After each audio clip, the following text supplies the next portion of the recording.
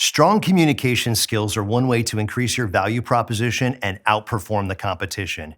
Your ability to instill confidence and provide guidance are traits the luxury consumer will appreciate and respect you for. Let's talk about persuasive phrases, ones where you lead the person to a desired result.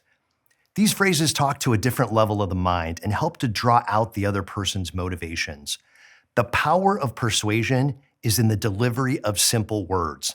This makes it so you receive simple answers rather than long, drawn-out responses.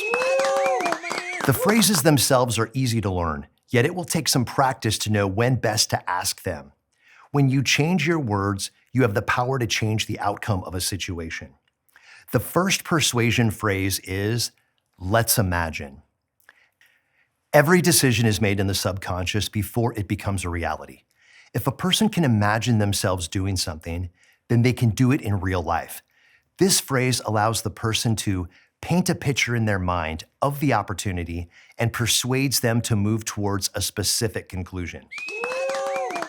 Here are a few examples. Let's imagine the home sells before your birthday. Let's imagine there is $500,000 in your bank account. Let's imagine a buyer walking in and making a full price offer. The second persuasion phrase is, "What makes you say that?"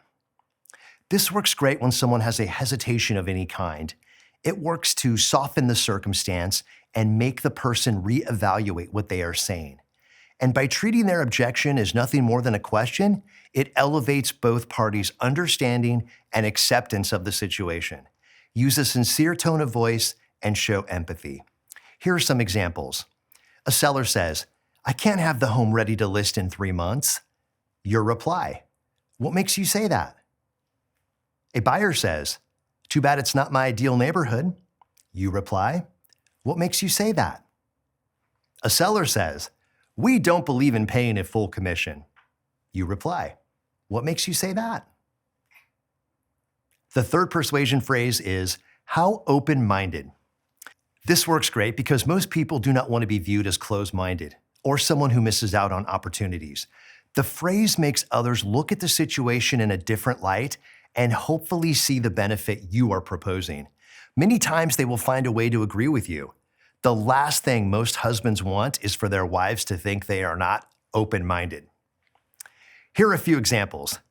How open-minded are you to getting the upgrades done this month? How open-minded are you to make an offer that compensates for that? How open-minded are you to paying a full commission if I deliver on every single item in my premium service guarantee? We have now worked through another framework. This is called the Persuasion framework. It goes like this. Let's pretend you're working with a luxury buyer and a new listing comes to market. It's absolutely stunning and $250,000 underpriced. As you are showing it to him, standing by the pool, watching the beautiful sunset, you say, "Let's imagine you own this view." The buyer says, "Yeah, too bad it's not my ideal neighborhood." You reply, "What makes you say that?"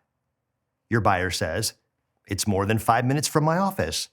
You say, "How open-minded are you to make an offer that compensates for that?"